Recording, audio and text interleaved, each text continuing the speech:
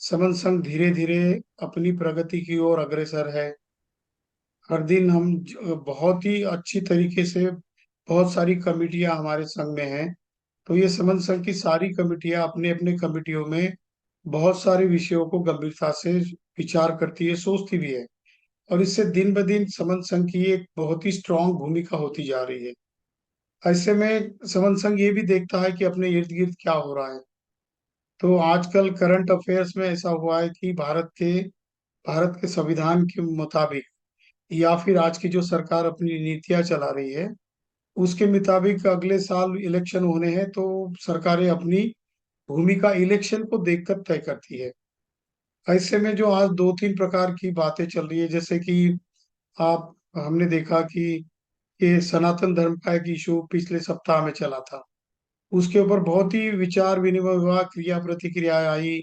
इसका क्या अर्थ है, इतिहास में क्या है और उसका परिणाम क्या होगा। समन संघ ने भी इसके बारे में अपनी भूमिका रखी। आज भी ऐसी परिस्थिति में करंट अफेयर्स ये है कि कल ही कल या परसों ही प्राइम मिनिस्टर ने संसद में महिलाओं को आरक्षण देने की घोषणा कर दी। अब ये कोई नई बात नहीं है, क्योंकि कांग्रेस के जमाने भी ऐसा ही हुआ था। पर इसके बारे में दुनिया के सबसे बेहतरीन इंसान, जो संविधान के बारे में, जिनको सारे दुनिया के बेस्ट संविधान के निर्माता कहा जाता है, उन्होंने अपनी कैसी भूमिका अदा की, डॉक्टर बाबा साहब अम्बेडकर। क्योंकि बाबा साहब अम्बेडकर ने आरक्षण या प्रतिनिधित्व या संवैधानिक मुद्दों के बारे में जितने जितना विचार विनिमय किया, उतना दुनिया के किसी भी इंसान ने नहीं किया। तो पहली बात है, आज हम लोग ये प्रतिनिधित्व के बारे में, महिलाओं के आरक्षण के बारे में, और खासकर बहुत सारे चार पांच राज्यों में एक विवाद चल रहा है, वो ओबीसी के आरक्षण के बारे में। महाराष्ट्र में तो मराठा और ओबीसी दोनों को दो गुटों में विभाजित कर दिया गया है, और दो अपने बीच में झगड़े के लिए तैयार हो चुके हैं।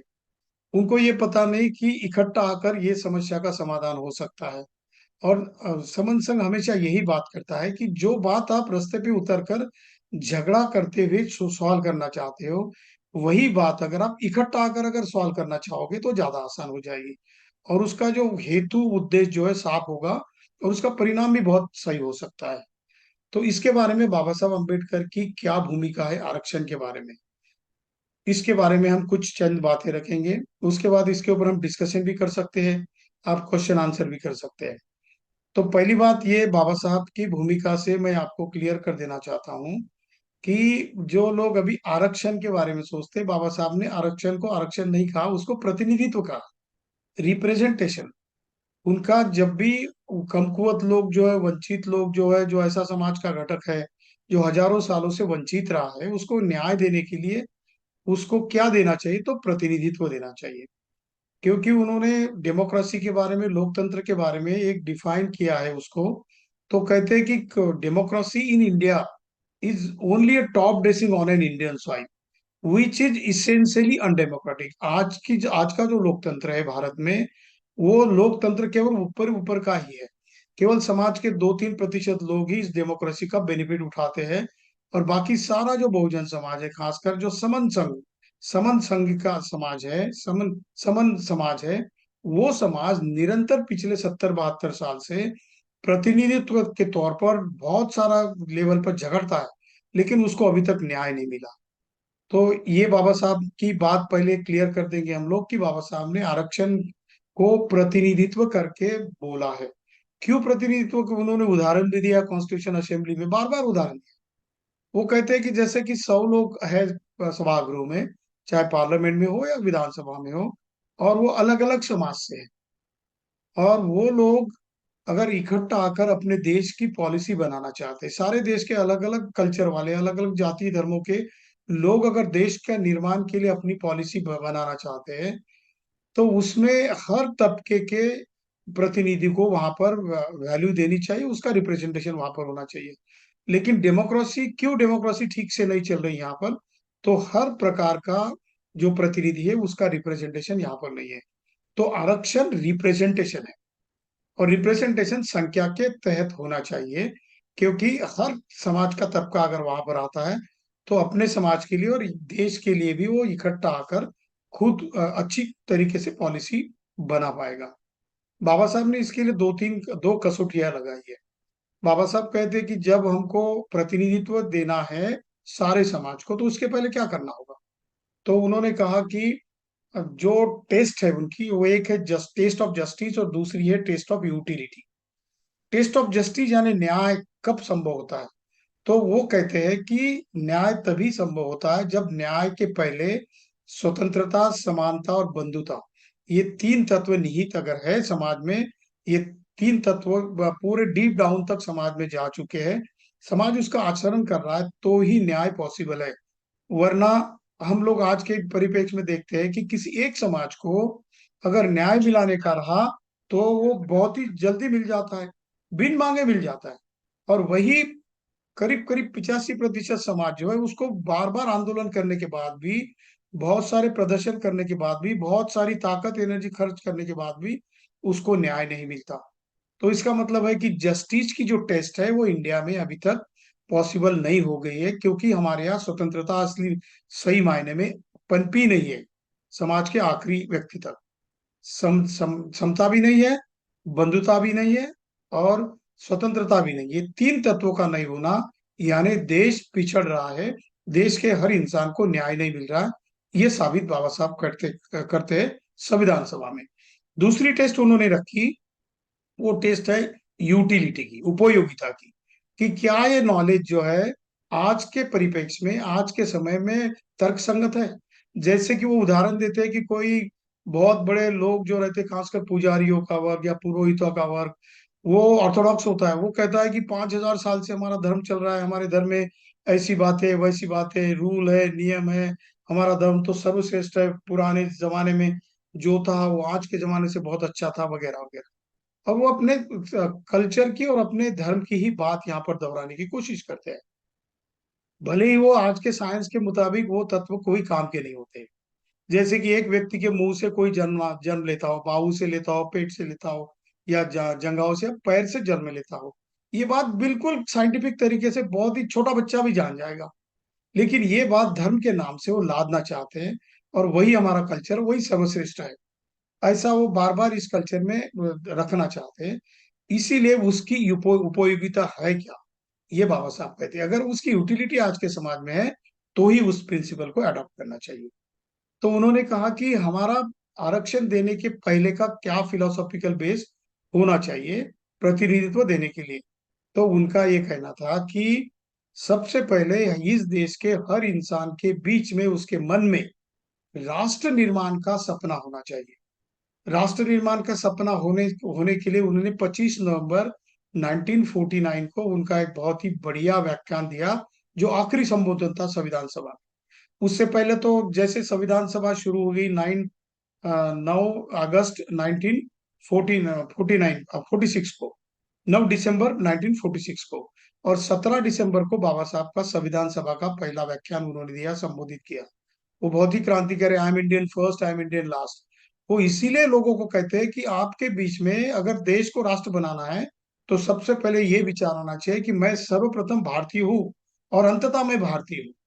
लेकिन उस वक्त के जितने भी मेंबर ऑफ पार्लियामेंट थे, उसमें से 90% लोग इसी भावना से ग्रसित थे कि पहले मैं हिंदू हूँ, फिर बाद में मैं भारतीय हूँ, पहले मैं क्रिश्चियन हूँ, मुस्लिम हूँ, पारसी हूँ, जो भी हूँ, जैन हूँ, वगैरह वगैरह। लेकिन उनका कहना था कि ये देश तब राष्ट्र बनेगा जब तक हर इस देश के हर नागरिक के बीच मन में राष्ट्र के प्रति प्रेम हो, सच्चा प्रेम हो। इसीलिए I am Indian first, I am Indian last, ये व्याख्यान बाबा साहब ने 1946 के 17 दिसंबर के व्याख्यान में कहा। दूसरी भूमिका वो अदा करते हैं कि ये प्रतिनिधित्व का मुद्दा और आरक्षण का मुद्दा क्यों जरूरी है। कि वो कहते हैं कि उसी 25 नवंबर 1949 के संबोधन में वो कहते हैं कि those who believe that India is a nation, they are in illusion. जो लोग ऐसा समझते हैं कि भारत एक राष्ट्र है, वो भ्रम में है, क्योंकि हम राष्ट्र नहीं है। राष्ट्र, we are nation in the making, राष्ट्र बनने की प्रक्रिया में है। तो कहते हैं कि राष्ट्र बनने की प्रक्रिया में अगर ये हमको विकसित करना है इस देश को राष्ट्र बनाने के लिए, तो उसको हर व्यक्ति के मन में राष्ट्र के प्रति सच्ची भक्ति या सच्चा प्रेम और सच्चा प्यार होना चाहिए। तो कहते हैं कि क्या इस देश में लोगों के बीच में राष्ट्र के प्रति प्रेम का भाव है। वो तो पहले अपने धर्म का प्रतिनिधि समझते हैं, और वो अपने धर्म की विचारधारा, वो अपने व्यक्ति की विचारधारा इस देश के बहुजन लोगों के ऊपर लादना चाहता है। तो इसीलिए बाबा साहब ने कहा कि सबसे पहले हमारी भूमिका जो है इस देश को राष्ट्र बनाने की होनी चाहिए, और राष्ट्र बनने के लिए क्या कौन सी चीजें होनी चाहिए और कौन सी चीजें हमको नष्ट करनी है। तो उसी व्याख्यान में 25 नवंबर 1949 में वो कहते हैं कि हम राष्ट्र बनने के लिए सबसे बड़ी बाधा अगर क्या है, तो एक कास्ट और एंटी नेशनल जातीय राष्ट्र विरोधी तत्व है। तो जब तक इस राष्ट्र विरोधी तत्व के, चाहे चातुर्य हो या जाति व्यवस्था हो, ये समाज को विभाजित करते रखती है। क्योंकि उनका कहना था कि जब हम लोग, कोई व्यक्ति या कोई विचारधारा या कोई धर्म अपने आप को देश से बड़ा करने की कोशिश करता हो, या अपनी विचारधारा देश के ऊपर लादने की कोशिश करता हो, तो राष्ट्र कभी राष्ट्र नहीं बन सकता।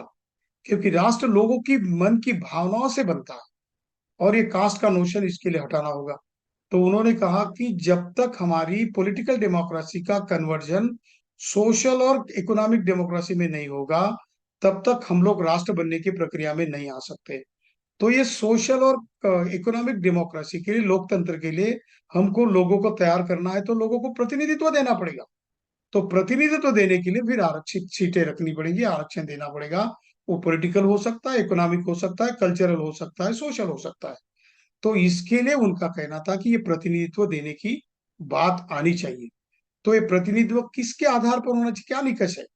तो उन्होंने कहा कि ऐसा कौन सा समाज का हिस्सा है जो कि शैक्षणिक दृष्टि से, सामाजिक दृष्टि से, सांस्कृतिक दृष्टि से और आर्थिक दृष्टि से पिछड़ा हुआ है, उसको प्रतिनिधित्व देने के लिए राष्ट्र ने पॉलिसी बनानी चाहिए। इसीलिए बाबा साहब जब संविधान सभा में आरक्षण की भूमिका रखते हैं, तो ये बात जोर शोर से वहां पर रखते हैं। उससे पहले हमको इतिहास में जाना पड़ेगा। तो इसका क्या इतिहास है, समन संघ की क्या भूमिका है, समन संघ के सारे पुरखे इसके बारे में क्या कहते हैं। तो बाबा साहब सीधा अपने पहले गुरु के पास जाते हैं, तथागत बुद्ध के पास। क्योंकि उनका कहना था कि धर्म देश पर हावी नहीं होना चाहिए। तो धर्म को निरंतर बदलते रहना चाहिए, तो वक्त के चलते। तो इसीलिए उनका एक वक्तव्य है, उनका कोटेशन में मराठी में उसको हिंदी में ट्रांसलेट करता हूँ। वो कहते हैं कि आपका धर्म जो है, उसके जो तत्व है, वो धर्म को तात्विक आधार होना चाहिए, और वो भी आधार स्वतंत्रता, समानता, बंधुत्व और न्याय के ऊपर आपके धर्म का आधार होना चाहिए, तत्व का। ये डेमोक्रेसी का और ये देश को बड़ा बनाने का मूलभूत ढांचा है। और इस ढांचा में स्वतंत्रता मतलब लिबर्टी, इक्वालिटी और फ्रैटर्निटी, स्वतंत्रता, समानता और बंधुता, ये तीन तत्व इसके बेस है, पाया है, उसकी जड़ें हैं। और डेमोक्रेसी को अगर सस्टेन करना है, लोकतंत्र को अगर हमको अच्छे ढंग से खड़ा करना है, तो इन तत्वों के ऊपर हमको हमको सोचना पड़ेगा। और आगे वो कहते हैं कि अगर कोई शक्ति, धर्म हो या विचारधारा हो, इन तीन तत्वों के आड़े अगर आती है, तो उस धर्म को भी बदलना पड़ेगा। क्योंकि उनका एक और कोटेशन उन्होंने बताया, वो कहते हैं कि man is not for religion, religion is for man. मतलब आदमी, इंसान धर्म के लिए नहीं है, धर्म इंसान के लिए होना चाहिए। अगर अगर किसी इंसान की, व्यक्ति की, नागरिक की अगर भविष्य में प्रगति हो, ऐसा अगर कोई चाहेगा, तो उसके लिए अगर धर्म आएगा, तो धर्म को बदलना पड़ेगा, ना कि व्यक्ति धर्म के लिए बदलेगा। लेकिन आज का सामाजिक स्ट्रक्चर ऐसा है कि व्यक्ति धर्म के लिए बदलता है, व्यक्ति धर्म की जाति के हिसाब से चलता है, व्यक्ति धर्म के जो ईश्वर, आत्मा, एक कर्म कांड, इसके हिसाब से चलता है, ना कि उसके लिए धर्म अपने आप को अमेंड करता है। तो ये बात इसीलिए जरूरी है क्योंकि उन्होंने कहा कि हमको पॉलिटिकल डेमोक्रेसी को सोशल और इकोनॉमिक डेमोक्रेसी में करने के लिए जितनी भी बाधा है, खासकर बाधा है अपनी धर्म की है, विचारधारा की मूलभूत। तो वो आगे कहते हैं कि मैं I believe in that religion which religion tells us the teaching of liberty, equality and fraternity. इसीलिए वो कहते हैं कि मुझे बुद्ध धर्म इसीलिए अच्छा लगता है क्योंकि स्वतंत्रता, समानता और बंधुत्व की बात करता है। तो उन्होंने उस कोटेशन में आगे ये लिखा है कि इंसान को ह्यूमैनिटी के लिए, मानव जाति के लिए और उसकी भौतिक सुख के लिए हरदम सोचना चाहिए, और जो भी चीज उसके आड़े में आएंगी उसको दुरुस्त होना पड़ेगा। तो इससे क्या होगा कि देश के प्रति देखने का, दूसरे समाज के प्रति सहानुभूति से और समता से देखने का दृष्टिकोण उसका विकसित हो जाएगा। और ये कब होगा? तो जो ऑर्थोडॉक्स रिलीजन है, जो बदलना नहीं चाहता है, इसके लिए आपको धर्मांतर करना पड़ेगा। आपको बेसिक शिक्षा जो है नेचर की, जो धम्म है, उसमें जाना पड़ेगा। तो आप सामाजिक तौर पर आप क्रांति करोगे, और आर्थिक और राजनीतिक तौर पर आप डेमोक्रेसी में, लोकतंत्र में भी आपकी प्रगति करोगे। और वो आगे लिखते हैं कि लेकिन आपको धर्मांतर ये शब्द अगर अटपटा लगता हो तो मैं इसको आपका नव जीवन कहता हूँ। आपको नए जीवन में परावर्तित करना होगा आपको। तो ये भूमिका देने के लिए बाबा साहब ने आरक्षण और प्रतिनिधित्व की भूमिका तैयार की। उसके लिए कानूनन कैसा जामा पहना है उन्होंने, तो 1919 में, 27 जनवरी 1919 में बाबा साहब ने साउथ बोरो कमीशन को एक मेमोरेंडम दिया था, नोट दी थी। और उस नोट से पहले बाबा साहब ने तथागत बुद्ध की जो स्वतंत्रता, समता और बंधुकी विचारधारा अपने गुरु की जो है उसको माना। उसके बाद उनके तीसरे नंबर के जो गुरु थे ज्योतिराव फूल, क्रांतिवाद ज्योतिबा फुले, उन्होंने, वो पहले ऐसे इंसान है क्योंकि उन्होंने भूवेर शुद्रास ग्रंथ में लिखा है कि भारतवर्ष का सबसे बेहतरीन शूद्र अगर कौन है तो ज्योतिबा फुले। उसने उन्होंने समता की और स्वतंत्रता की और धार्मिक बंड की बात, धार्मिक मतलब रिवॉल्ट की बात पहली बार इस समाज में लाई। इसीलिए उन्होंने शिक्षा और लोगों को सामाजिक चेतना के लिए तैयार किया। और उन्होंने फिर बहुजन समाज को, खासकर एससी एसटी और ओबीसी लोगों को चेताने की कोशिश की और उनको प्रतिनिधित्व की मांग उन्होंने की।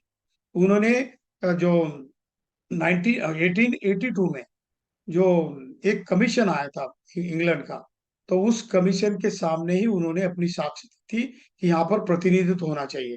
उन्होंने फार्मर के लिए भी वह प्रतिनिधित्व देने की बात कही थी, खेती में विकास करने की बात कही थी, और अछूतों को, एससी एसटी और ओबीसी और अछूत लोगों को ये खासकर प्रतिनिधित्व देने की बात अंग्रेजों के सामने उन्होंने कही थी।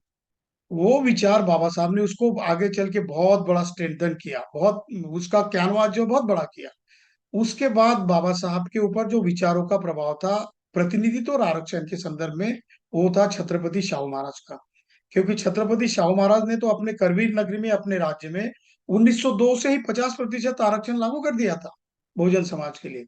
और एक 28 नवंबर 1918 की तो एक ऑर्डर है, उसमें 16 महार लोगों को नौकरियों में शामिल कर दिया और बहुत सारे लोगों को ग्रांट दिए, अपनी जमीन दान दी, महिलाओं के लिए स्कूल खोले, और सत्यशोधक समाज की तरफ से शादी करने के लिए भी इन लोगों में से लोग, शादी कराने वाले सत्यशोधक लोग, समाज के लोगों को तैयार किया, मतलब कल्चर रेवोल्यूशन की बात की।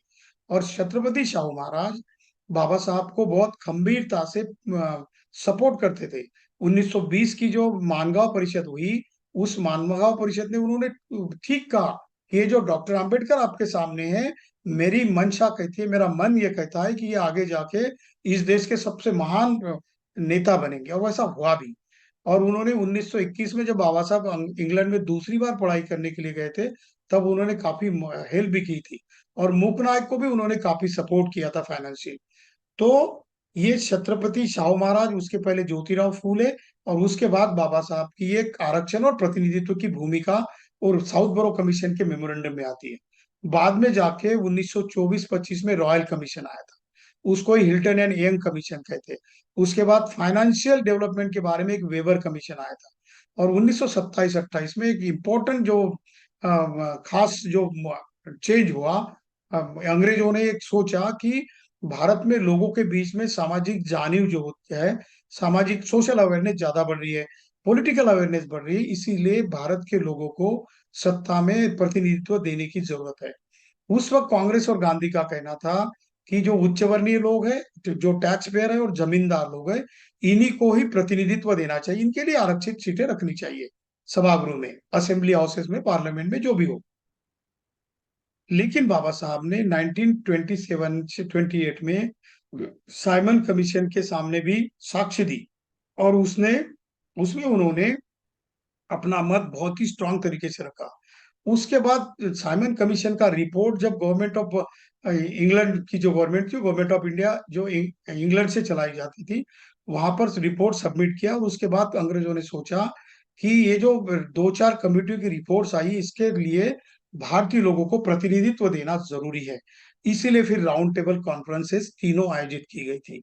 पहले राउंड टेबल कॉन्फ्रेंस में बाबा साहब गए थे, कांग्रेस और गांधी ने तो बहिष्कार डाला था उसके ऊपर। बहुत सारे संस्थानिकों के राजकुमार, प्रतिनिधि, राजाएं, जो करीब करीब 600 संस्थान थे, उसमें से करीब 150 संस्थानों के प्रतिनिधि, और कुछ पॉलिटिकल पार्टी के प्रतिनिधि, कुछ सोशल प्रतिनिधि, और बाबा साहब भी उसमें थे अस्पृश्यों की ओर से।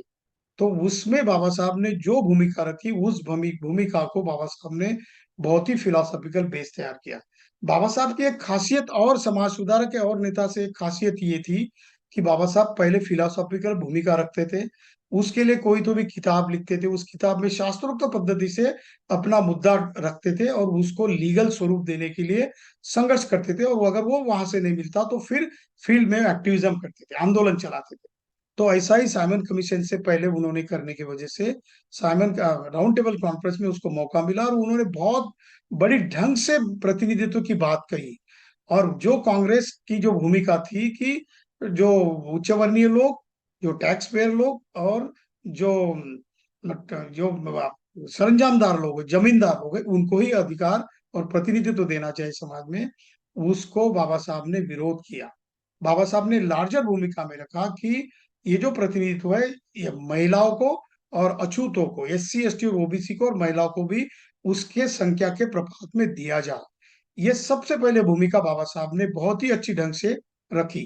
उससे पहले उन्होंने क्या किया, जैसे कि मैंने कहा कि वो पहले कोई तो भी एक किताब लिखते थे, उस किताब में भूमिका रखते थे, उसमें फिलोसॉफिकल बेस रखते थे, लॉजिकल थिंकिंग उसमें आता था, और वो शास्त्रों के हिसाब से, मतलब साइंटिफिक ढंग से और लीगल ढंग से रखते थे।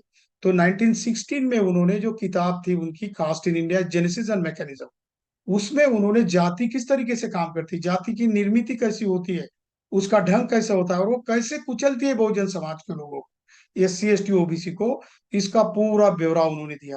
फिर राउंड टेबल कॉन्फ्रेंस में वहां पर उन्होंने बात की, और बाबा साहब के व्यू इतने तगड़े हुआ करते थे क्योंकि फिलोसोफर थे, वो इकोनॉमिस्ट थे, वो एंथ्रोपोलॉजिस्ट थे, सोशल रिफॉर्मर थे, वो रिलीजियस लीडर थे, कॉन्स्टिट्यूशनल एक्सपर्ट थे, और वो बैरिस्टर थे, और सबसे ऊपर वो एक्टिविस्ट भी थे। ये सारे गुण एक व्यक्ति के बीच में थे, इसलिए उनका व्यक्तित्व इतना कारगर सिद्ध हुआ, इतना तगड़ा हुआ था कि रैमसे मैकडोनाल्ड जैसे प्राइम मिनिस्टर को बाबा साहब की बात चुपचाप से सुननी पड़ती थी। राउंड टेबल कॉन्फ्रेंस में जब भी बाबा साहब बात करने को खड़े होते, उस वक्त पिन ऑफ साइलेंस रहता था। और बहुत बार तो ऐसा हुआ कि जब अंग्रेजों की एडमिनिस्ट्रेशन की भी कभी बात आती थी, फाइनेंस की या इकोनॉमी की या पाउंड को अपग्रेड करने की, तब भी बाबा साहब को प्राइम मिनिस्टर वहां के लोग बोलते थे कि doctor Ambedkar you speak now. तो वहां वहां पर बाबा साहब ने प्रतिनिधित्व की और आरक्षण की भूमिका बड़ी ढंग से रखी। तो उनके प्रति उनके सारे इंग्लैंड और अमेरिका के सारे न्यूज़पेपर में बाबा साहब ने कहा कि क्या कहा, इसी के ऊपर सारी न्यूज चलती थी। ये देखकर ये हुआ कि दूसरे राउंड टेबल कॉन्फ्रेंस के वक्त जब कांग्रेस को पता चला, उनको अपनी गलती महसूस हुई कि हम लोग क्यों नहीं फर्स्ट राउंड टेबल कॉन्फ्रेंस में ज्वाइन हो गए। तो उन्होंने दूसरी कॉन्फ्रेंस में गए, और वहां पर करीब करीब 14 एजेंडे थे उसके। तो गांधी जी ने एक काम किया कि 14 एजेंडे छोड़ दिए, बस एक ही एजेंडे के पीछे वो सारी कॉन्फ्रेंस तक लड़े रहे, वो कि अछूतों को डबल इलेक्ट्रोड और आरक्षण नहीं देना चाहिए। इसी के लिए वो अपनी सारी शक्ति लगाए। एक बार तो ऐसा हुआ कि गांधी जी ने अपने मत को सपोर्ट लेने के लिए जो मुस्लिम लीग के जो लोग थे, प्रतिनिधि थे, खासकर जीना, बैरिस्टर जीना, लियाकत अली खान, और ऐसे दो तीन लोग जो थे, उनके पास उन्होंने कुरान की एक प्रत लेके गए गांधी जी ने, और उनको बोला कि मैं कुरान की प्रत कॉपी पर मैं हाथ रखकर शपथ लेकर कहता हूं कि आपकी जितनी भी 14-15 जो डिमांड है उसको हम बिंदास, कोई भी आपत्ति नहीं लाते, उसका सपोर्ट करेंगे, बशर्ते कि आप डॉक्टर अंबेडकर की डबल इलेक्ट्रोड की और आरक्षण के मुद्दे का विरोध करो। उन्होंने सीधे तौर पर गांधी जी के सामने कहा कि गांधी जी, डॉक्टर अंबेडकर ने हमको हमेशा राउंड टेबल कॉन्फ्रेंस में और हमको बहुत सपोर्ट किया हमारी इश्यूज के लिए, तो हम क्यों उनके खिलाफ वोट दें या कि उनके खिलाफ मत प्रदर्शित करें। तो गांधी जी का पत्ता वहां से कट हुआ। बाद में बहुत चिलमिलाट हुई, गांधी जी को बाबा साहब अम्बेडकर असह्य होने लगे। तो वहां पर बात ऐसी हुई, दोनों के बीच का संघर्ष आरक्षण के लिए बहुत तगड़ा हो गया, और ऐसे में बात यहां तक आई कि एक मत नहीं हो रहा। ऐसे में सभा ने, सारी संविधान सभा, वहां की राउंड टेबल कॉन्फ्रेंस की सभा ने रैमसे मैकडोनाल्ड को अधिकार दिया कि ये सारा अधिकार रैमसे मैकडोनाल्ड को, प्राइम मिनिस्टर को दिया जाता है, वो जैसा करेंगे वैसा इंप्लीमेंट होगा। उस रेजोल्यूशन पे एक अकेले इंसान ने सिग्नेचर नहीं किया, उसका नाम था doctor Bhimrao Ramji Ambedkar.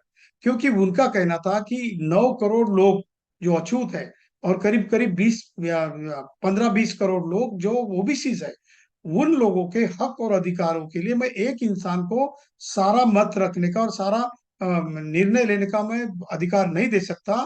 I will not sign this resolution. उन्होंने वहां पर डॉक्यूमेंट पर साइन नहीं किया, गांधी जी ने साइन किया था। लेकिन जब दूसरी राउंड टेबल कॉन्फ्रेंस हुई और बाबा साहब का जो वैल्यू था, बाबा साहब ने जो भूमिका रखी थी प्रतिनिधित्व की और आरक्षण की और डबल इलेक्ट्रोड की, तो रामसे मैकडोनाल्ड ने कम्युनल अवार्ड घोषित किया। बाबा साहब की वहां पर जीत हो गई। इससे गांधी जी बहुत तिलमिला है। गांधी जी येरवड़ा जेल में थे, उन्होंने वहां से खत लिखा रैमसे मैकडोनाल्ड को और कैबिनेट सेक्रेटरी को। उसमें उन्होंने कहा कि मैं इसके खिलाफ हूं, क्योंकि अगर अछूतों को अगर आरक्षण दिया जाए तो हिंदू धर्म खतरे में आ जाएगा, टूटेगा। ये सारी भूमिका बाबा साहब ने बताने के बावजूद भी वो अपने सामाजिक दृष्टि को छोड़ने को तैयार नहीं थे। उनका हर जो सोशल रिफॉर्म का जो इश्यू हुआ करता था, वो भूत दयावादी था। उनका कहना था कि उच्च वर्णीय लोगों को जब सत्ता उनके हाथ में आएगी तो धीरे धीरे वो निचले तबके तक, डीप डाउन तक ले जाएंगे। बाबा साहब कहते कि इसके ऊपर मेरा कोई भरोसा नहीं है, क्योंकि मैंने देखा, मेरा खुद का निजी अनुभव है, ये लोग ऐसा कभी भी नहीं मानेंगे। तो बाबा साहब की बात मानी गई। लेकिन जब रैमसे मैकडोनाल्ड ने गांधी को आंसर दिया, वो खत लिखकर, कि आप कैसे इंसान हो, आपने तो रेजोल्यूशन को साइन किया था, ये तो आपके ऊपर मैंडेटरी होना चाहिए था। हाँ, भला ही डॉक्टर अंबेडकर अगर इसका विरोध करते तो उनका लॉजिकल था, क्योंकि उन्होंने डॉक्यूमेंट साइन नहीं किया था। पर आप कैसे इंसान हो, ऐसा उन्होंने लेटर लिखा। और उन्होंने कहा कि हमने ये जो कम्युनल अवार्ड डिक्लेयर किया, जिसकी वजह से अछूत लोगों को और यहाँ के बहुजन समाज को प्रतिनिधित्व तो दिया जाएगा, और अछूत लोगों को डबल इलेक्टोरेट का अधिकार भी दिया जाएगा। वो लोग अपना वोट खुद देकर अपना प्रतिनिधि चुनेंगे, और वो जनरल वाले का भी प्रतिनिधि चुनेंगे। इसीलिए उनका आर्गुमेंट था कि इससे होगा क्या, तो अपने ही वोट से चुने वाले अपने समाज के सही अक्लमंद और संघर्ष करने वाले लोग पार्लियामेंट में या फिर सभागृह में जाएंगे, तो ये आरक्षण का बेनिफिट मिलेगा। क्योंकि जैसा हमने कहा कि डेमोक्रेसी कैसी है अभी, तो ऊपरी ऊपरी तौर पर ये 3% के लोग ही देखो। ये बात बाबा साहब 1930 में कर रहे थे, आज वो सिद्ध हो चुकी है। बार बार सिद्ध होती है बाबा साहब की हर भी बात जो भी उन्होंने कही थी। तो उसके बाद गांधी जी तो ही टोल्ड, उसमें दूसरा लेटर लिखा उन्होंने। उन्होंने कहा कि I will not agree with the communal award and I will go for fast. मैं अनशन को बैठूंगा। और वो अनशन उन्होंने शुरू किया। बाद में हम सभी को पता है कि पुनः पैक्ट क्यों हुआ। गांधी जी की हालत खराब हो गई, बाबा साहब के ऊपर प्रेशर आया। बाबा साहब ने ये सोचा कि अगर मैं यहाँ पर अड़िग रहूं तो हमारे लोगों की हत्याएं की जाएगी, अन्य अत्याचार बहुत करेगा। और जिनके लिए मैं आरक्षण और ये प्रतिनिधित्व देना चाहता हूँ, वो लोग ही नहीं रहेंगे, तो मेरे इतनी बेनिफिट देने का क्या फायदा। तो इसीलिए बाबा साहब को पूना पैक्ट के ऊपर साइन करना पड़ा। दो बातें आरक्षण के लिए और प्रतिनिधित्व के लिए भारत के इतिहास में बहुत ही गलत है, जो गलत सिद्ध हुई, उसमें से दो बातें। एक बात है कि 1922 में छत्रपति शाहू महाराज का चले जाना। बाबा छत्रपति शाहू महाराज बाबा साहब के सपोर्टर थे, और वो उनकी हर बात को स्ट्रांगली सपोर्ट करते थे। और एक राजा, एक संस्थानिक सपोर्ट करने की वजह से बाबा साहब को काफी तवज्जो दी जाती थी अंग्रेजों की तरफ से। तो छत्रपति शाहू महाराज का चले जाना, ये एक हमारे बहुजनों के आरक्षण के लिए बहुत बुरी बात थी। अदरवाइज उन्होंने बहुत संघर्ष के साथ बाबा साहब के मत को सपोर्ट करते थे वो। तो हमारा आरक्षण आज तक वो जिंदा रहता और अपने हिसाब से मिलता। दूसरी बात जो बुरी हुई कि सेकंड राउंड टेबल कॉन्फ्रेंस के बाद गांधी जी ने पूना पैक्ट के लिए अड़िग रहना, बाबा साहब का डबल इलेक्ट्रोड का जो मत था उसको अपनाया नहीं जाना, ये दो बुरी बातें हो गई हमारे आरक्षण के बीच की। सबसे बुरी बात हुई क्योंकि इसका परिणाम ये हुआ कि 1935 का जो गवर्नमेंट ऑफ इंडिया एक्ट बना, राउंड टेबल कॉन्फ्रेंस का जो पूरा प्रोसीडिंग था, उसके ऊपर एक कमेटी बनी, उस कमेटी में बाबा साहब भी थे। और उस कमिटी ने फिर गवर्नमेंट ऑफ इंडिया एक्ट बनाया।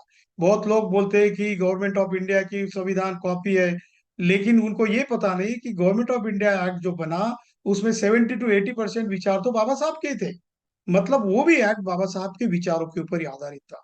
लेकिन उस वक्त अंग्रेजों के राज होने की वजह से वो डबल इलेक्टोरेट का अधिकार नहीं मिला। जगह तो बढ़ी, लेकिन 1937 का जब इलेक्शन हुआ, तो उसमें जो समाज के असली प्रतिनिधि है वो चुन कर नहीं आए। बाबा साहब के कि कुछ 14-15 प्रतिनिधि चुनकर तो आए, लेकिन कांग्रेस के टिकटों से जो अछूत लोग चुनकर आए, वो तो रबर स्टैंप वाले ही थे। उनका कोई अपना मत नहीं था, वो सभागृह में कभी मुंह भी नहीं खोलते थे। इसीलिए सारा नुकसान जो है वहां से हुआ। ये दो बुरी बातें। फिर भी बाबा साहब ने 1936 में जो इंडिपेंडेंट लेबर पार्टी बनाई, स्वतंत्र मजदूर पक्ष। उसकी अगर हम कॉन्स्टिट्यूशन देखते हैं और उनकी वो उनका जो इलेक्शन का जो मैंडेट होता है ना, जो इलेक्शन का जाहिरनामा होता है, उसको अगर पढ़ेंगे हम, तो बाबा साहब ने बहुत गंभीर तरीके से एससी एसटी को प्रतिनिधित्व देने की बात कही। उसके बाद 1942 में शेड्यूल कास्ट फेडरेशन जो बना, उसमें भी बाबा साहब ने बहुत तगड़े तरीके से प्रतिनिधित्व के लिए बहुत आंदोलन किया। उसके बाद बाबा साहब 1942 में जब इंटरिम गवर्नमेंट में गए, लेबर मेंबर करके, 5 पोर्टफोलियो थे उनके पास। लेबर मिनिस्टर थे, लॉ मिनिस्टर थे, वाटर रिसोर्स मिनिस्टर थे, एनर्जी मिनिस्टर थे, और प्लानिंग मिनिस्टर थे। इतने सारे चार चार पांच पांच पोर्टफोलियो होने की वजह से उन्होंने 1942 से 1945 तक अपने 4 साल के कालावधि में करीब करीब 49 कानून बनाए, जिससे कि एससी एसटी ओबीसी को बहुत सारे अधिकार दिए।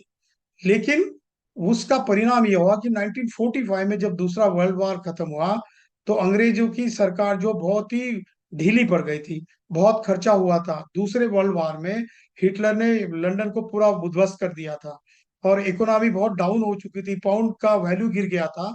ऐसे में अंग्रेजों ने सोचा कि अब ये देशों को, करीब 52 कंट्रीज अंग्रेजों के अधिकारों में थे, उनको एक एक करके उन्होंने आजादी देने के लिए मंजूरी दी। और ऐसे में ये पता चला कि अभी भारत को स्वतंत्रता मिलने की बात हो रही है। ऐसे में जैसा कि मैंने कहा कि बाबा साहब हर वक्त अपनी फिलोसॉफिकल भूमिका बनाते थे, शास्त्रोक्त पद्धति से, साइंटिफिक ढंग से उसकी भूमिका रखते थे, उसको कानून जामा पहनाते थे। और वो बात जब अंग्रेजों के सामने और फिर बाद में आगे जाके कॉन्स्टिट्यूशन असेंबली में वो रखते थे, तो बात मानी जाती थी। क्योंकि उनके साथ, उनके सामने आर्गुमेंट करने वाला ऐसा कोई उस वक्त इंसान ही नहीं था कि जो उनकी बुद्धि के सामने खड़ा रह सके। तो 1945 में क्या हुआ कि 10 दिसंबर 1945 में यूनाइटेड नेशन ऑर्गेनाइजेशन का इस्टेब्लिशमेंट हुआ, स्थापना हुई। वो भी देखिए, यूनाइटेड नेशन ऑर्गेनाइजेशन, ये संघ है सारे राष्ट्रों का। उसी तरीके की भूमिका संघ की बाबा साहब ने संविधान में देश बनाते वक्त भी रखी है। इसीलिए समन संघ जो बार बार संघ की बात करता है, वो लॉजिकल है, वो कानूनन सिद्ध होता है, और दुनिया के परिप्रेक्ष्य में बहुत ही कारगर सिद्ध होता है अगर कोई संघ की बात करता। और समन संघ की बात इसीलिए यूनिवर्सल ट्रूथ है। तो ये बात बाबा साहब ने कही 1945 में। उनके एक फ्रेंड थे निग्रो लीडर, उनके साथ उन्होंने, ईडब्ल्यूडी बॉयस नाम के निग्रो लीडर थे, उनके साथ उन्होंने एक ड्राफ्ट बनाया। उसमें से, उस वक्त तो ये तो पूना पैक्ट की वजह से हमारे सच्चे प्रतिनिधि चुनकर नहीं आने की वजह से अड़चन हो रही थी। सच्चे प्रतिनिधि जो ज्यादा से ज्यादा कांग्रेस से आते थे और बाबा साहब को सपोर्ट नहीं करते थे, चाहे वो अछूत हो, ओबीसी हो। लेकिन बाबा साहब ने फिर क्या किया कि ईडब्ल्यू डुबोis के साथ यूनाइटेड नेशन से, जैसा अमेरिका में निग्रो लोगों के लिए अफर्मेटिव एक्शन का आरक्षण या प्रतिनिधित्व देने की बात आई, बाबा साहब की सोच उस वक्त वैसी ही थी कि यूनाइटेड नेशन की तरफ से गवर्नमेंट ऑफ इंडिया को या अंग्रेज सरकार को यह बताया जाए और यहाँ के एससी एसटी ओबीसी को प्रतिनिधित्व जो है अफर्मेटिव एक्शन के तहत दिया जाए। लेकिन आगे चल के बात हुई कि 1946 में फिर संविधान सभा ही बनी, तो बाबा साहब ने अफर्मेटिव एक्शन की बात छोड़ दी, क्योंकि बाबा साहब खुद फिर ड्राफ्टिंग कमेटी के चेयरमैन बने। और सारा आरक्षण देना या इस देश का संविधान तैयार करना, इसको रूल ऑफ लॉ में कैसे ढाना, कैसे तैयार करना, ये सारा रोल करने का जिम्मा बाबा साहब के सर पर आ गया। और बाबा साहब ने बखूबी ढंग से निभाया। लेकिन आगे चल के और अड़चन क्या होगी देखो।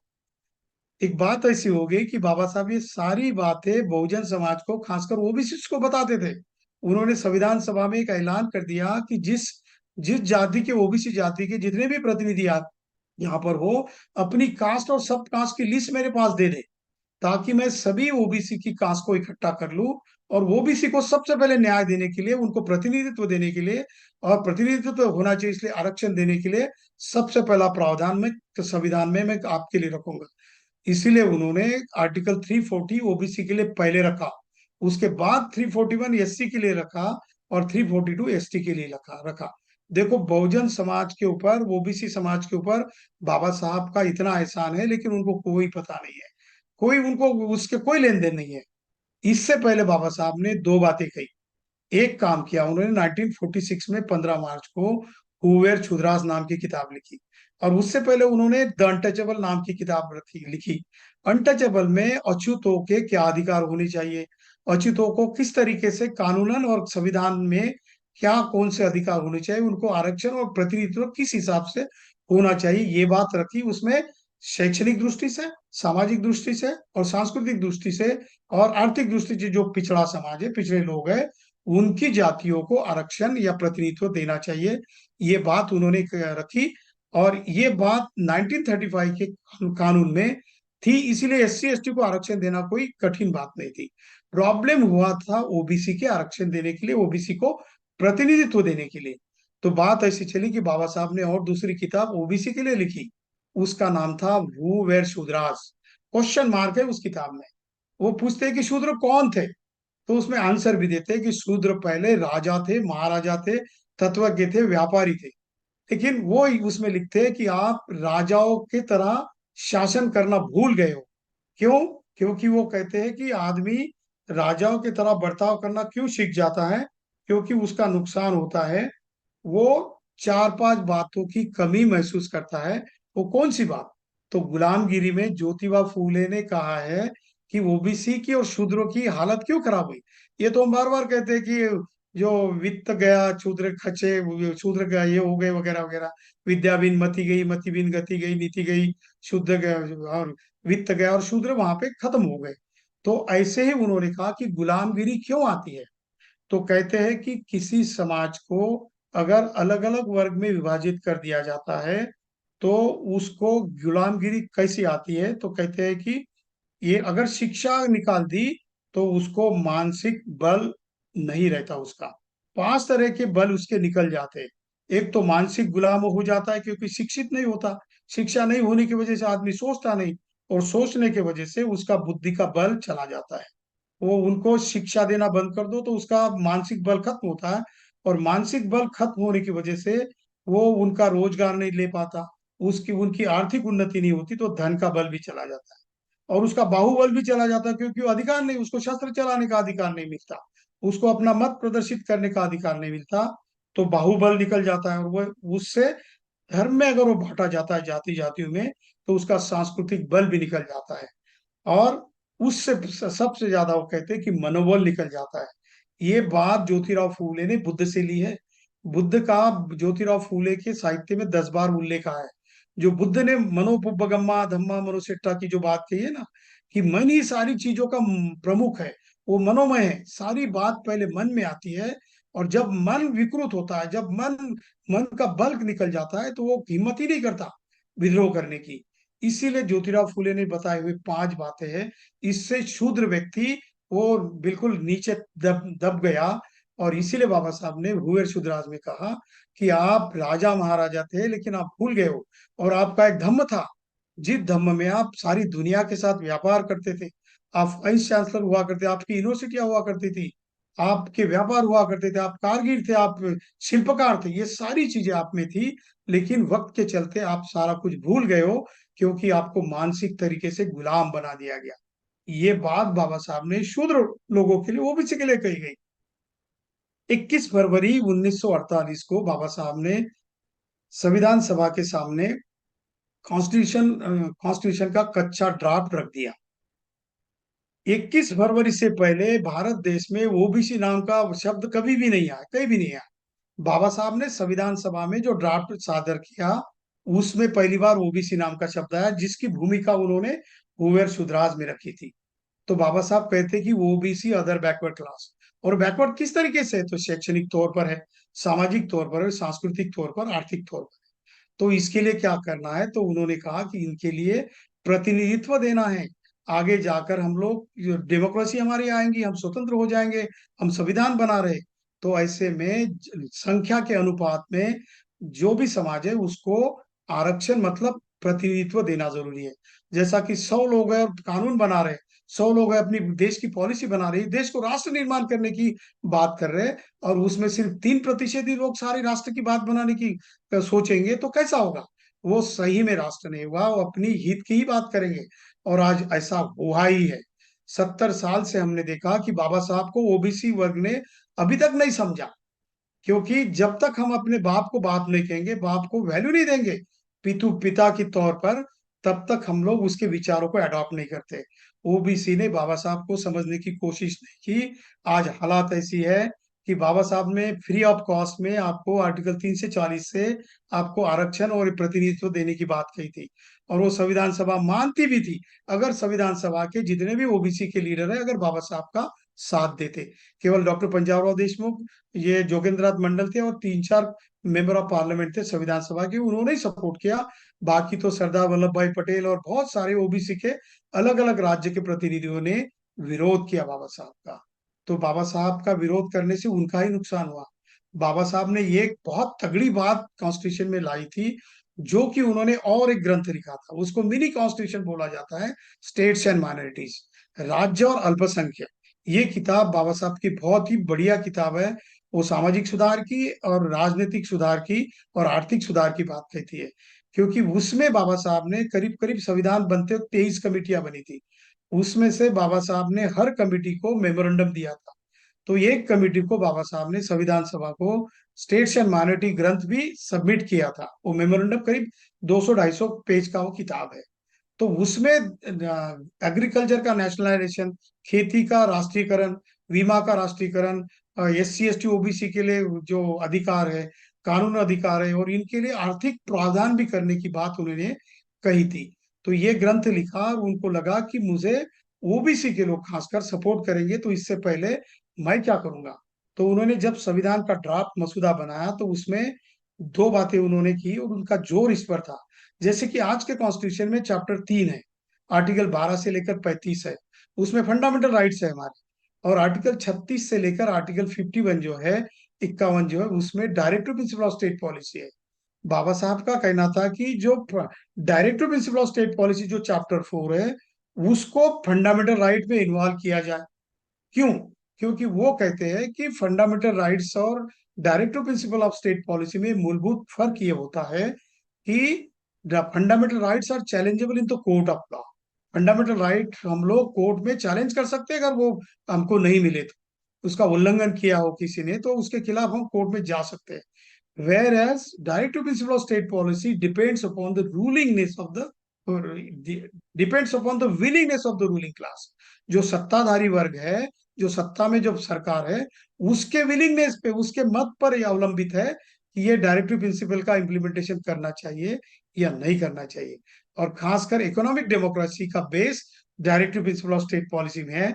इसीलिए सरकार हमारे हमको SC ST और ओबीसी को आर्थिक प्रावधान करती ही नहीं है, उनके ऊपर वो बाइंडिंग नहीं है।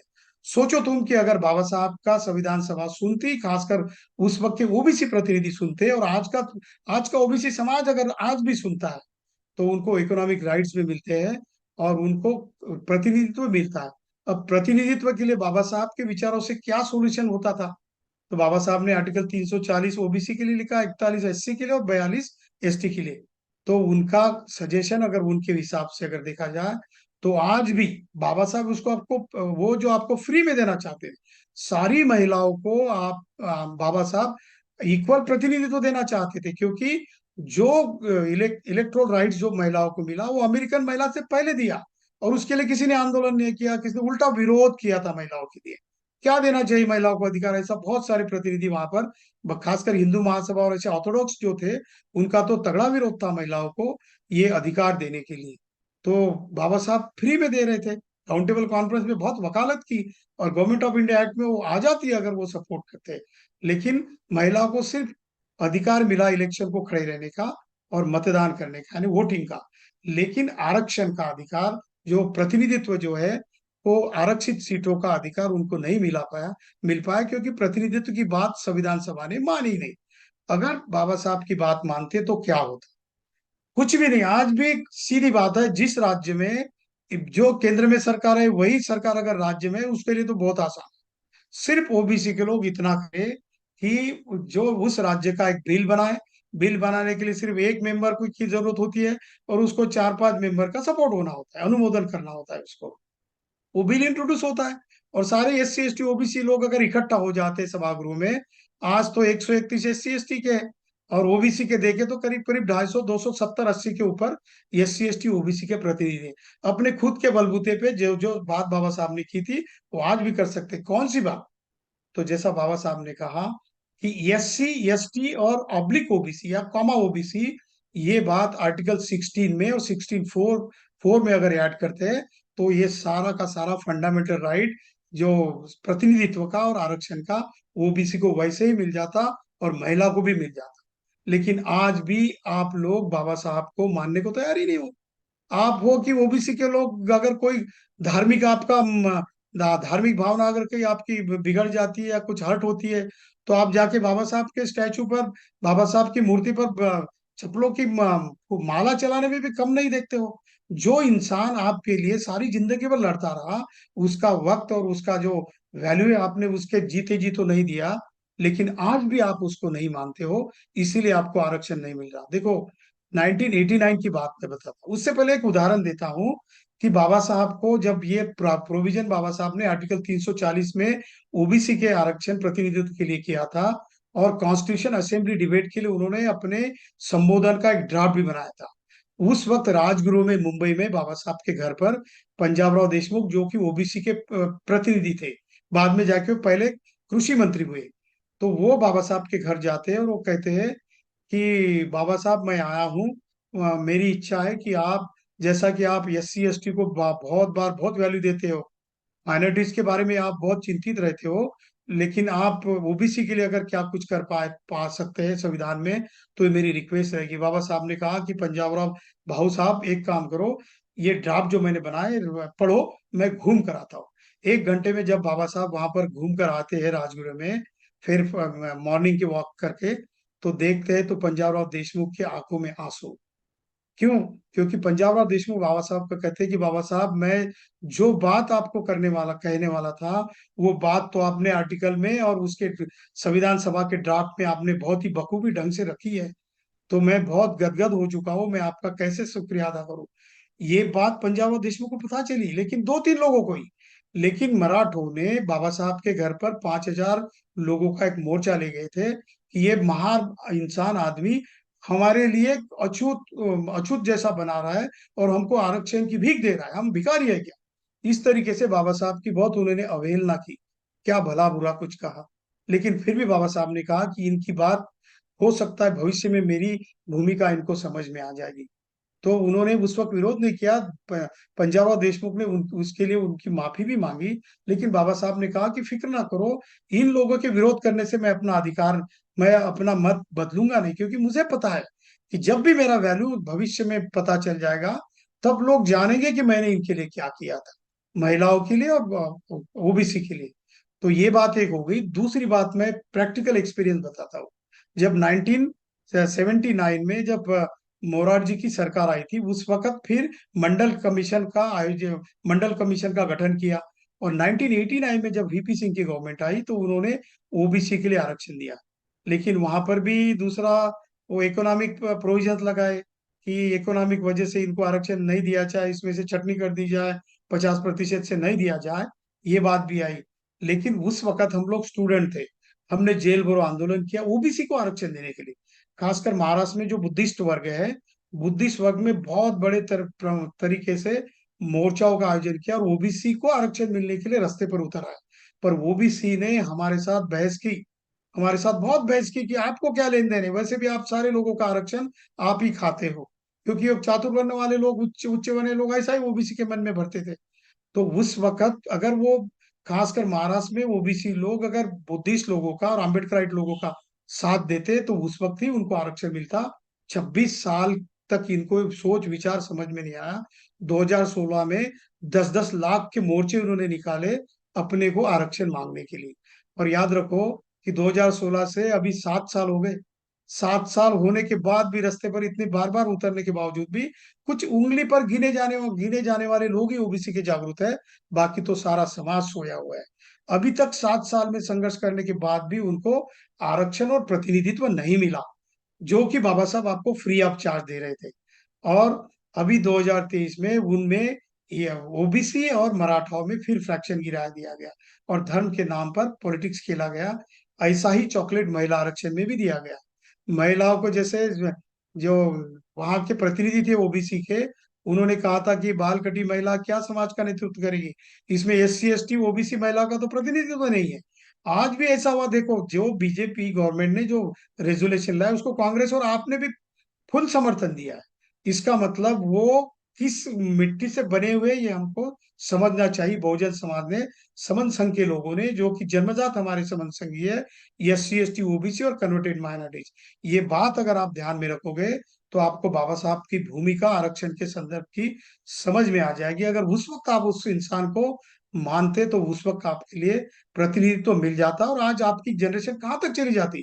क्योंकि समन संघ कहता है और संविधान भी ये कहता है कि आप 51% में आ जाओ, आप तो 85% हो, तो डर किस बात का है। लेकिन आप इकट्ठा नहीं आते हो, इसलिए आपको आपके अधिकार पता होकर भी नहीं मिलते हैं।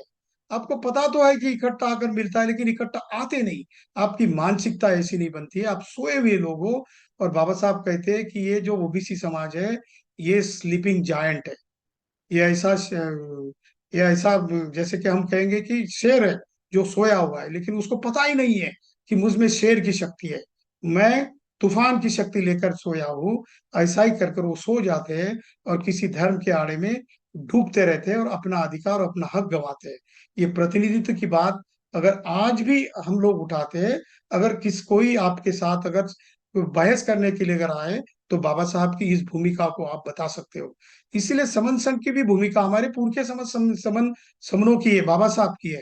क्योंकि बाबा साहब ने बार बार सभी लोगों को कहा, SC ST OBC को कहा कि आपको आपके हक और हुकूक के लिए, अधिकारों के लिए संगठित होना होगा, संघ में आना होगा। ऐसे कई व्याख्यान बाबा साहब के, कई बार हम बताते हैं कि इतने बाबा साहब इतने चिल्ला चिल्ला कर कहते थे, अपने दिल से कहते थे, लेकिन किसी ने वो बात नहीं सुनी।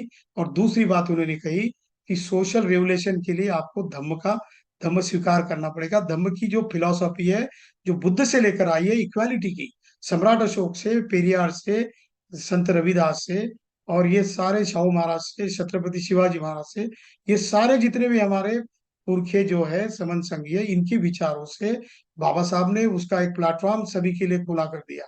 और ये प्रतिनिधित्व की बात आज भी अगर सुनते हैं तो 10 मिनट का काम है। जैसे 10 दिन में अगर ये जो आरक्षण मिल गया EWS का, ये कहाँ फिर कानूनन है। अगर सुप्रीम कोर्ट 94 में रिजल्ट देता है कि ये 50% से ऊपर नहीं चाहिए, संविधान में कहाँ लिखा है 50% के ऊपर नहीं होना चाहिए, लेकिन फिर भी एंटी कॉन्स्टिट्यूशनल मैंडेट दिया कोर्ट ने, सुप्रीम कोर्ट ने। और वो लोग वही बोल रहे गवर्नमेंट की 50% के ऊपर नहीं देना चाहिए। फिर EWS का दिया किस तरीके से दिया, क्या सर्वे किया, कैसी किसकी पॉपुलेशन काउंट की।